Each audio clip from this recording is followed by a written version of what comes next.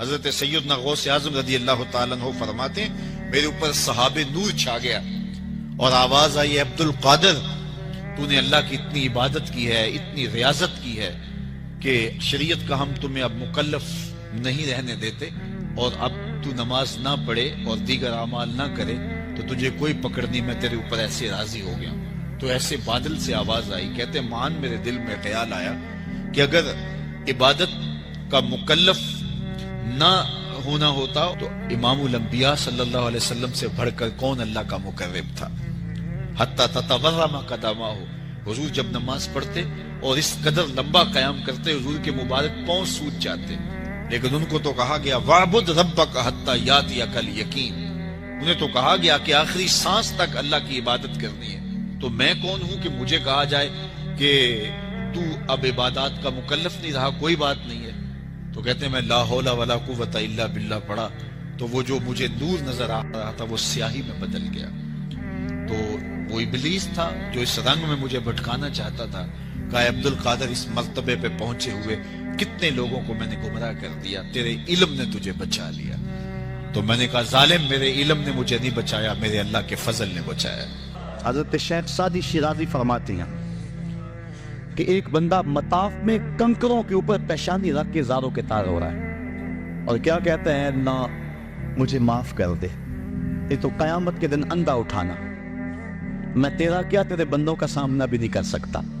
اتنے درد سے روتا ہے کہ لوگ اپنی دعائیں چھوڑ کے اس کے لیے دعا کرتے ہیں۔ ایک بندہ تو چھوڑ چھاڑ کے قریب کھڑا ہو گیا اور کہتا ہے مالک اسے معاف کر دے، مالک اسے معاف کر دے۔ کافی دیر کے بعد وہ شخص جو روتا تھا اٹھ کے جانے لگا۔ اس کو تجسس تھا کہ میں دیکھوں تو صحیح یہ کون ہے اور اس کو تسلی بھی دوں کہ اللہ بڑا کریم ہے، تجھے معاف کر دے گا۔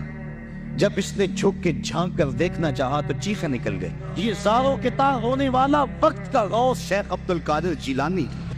حضرت ملا علی قاری لکھتے ہیں کہ حضور غوث اعظم جب مجلس واعظ کرنے بیٹھتے تو 70 ہزار کا اجتماع آپ کے مجمع میں ہوتا، اور عمومی طور پہ اللہ کی رحمتوں کے حوالے سے بات کرتے، اور جس دن آپ اللہ کے قہر، غضب اور جلال کی بات کرتے کئی جنازے اٹھتے۔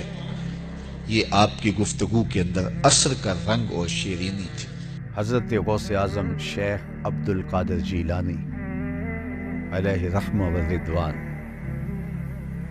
آپ سفر پہ جاتے ہیں تو ڈاکو پڑتے ہیں، سب کی تلاشی ہوتی ہے، آپ چونکہ کم عمر تھے تو سرسری سی تلاشی لے کے آگے آپ کو بھیجنے لگتا ہے ڈاکو۔ تو ساتھی پوچھتا تمہارے پاس کچھ نہیں؟ کہا نہیں میرے پاس 40 درہم ہے۔ تو وہ رک گیا، کہاں ہے؟ کہاں یہ آستین میں سی ہو۔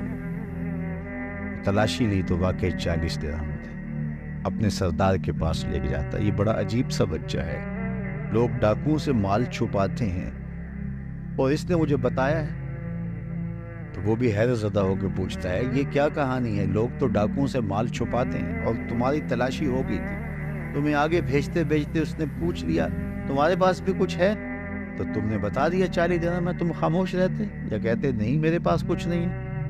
کہا میری ماں نے رخصت ہوتے ہوئے میری آستین میں یہ 40 درہم سیے تھے اور ساتھ وصیت کی تھی بیٹا زندگی میں کبھی جھوٹ نہیں بولنا۔ میں ماں کی عہد پہ کھڑا ہوں، ماں نے مجھ سے عہد لیا تھا، اس عہد پہ جاگ بنا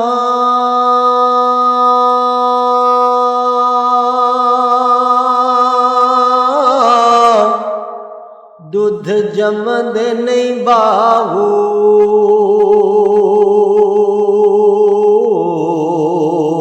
بھاویں لال ہون کڑ کڑ کے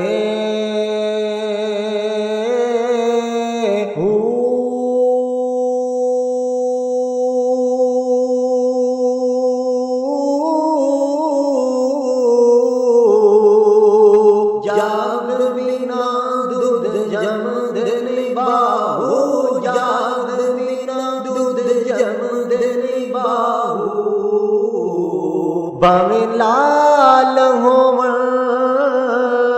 کڑ کڑ کے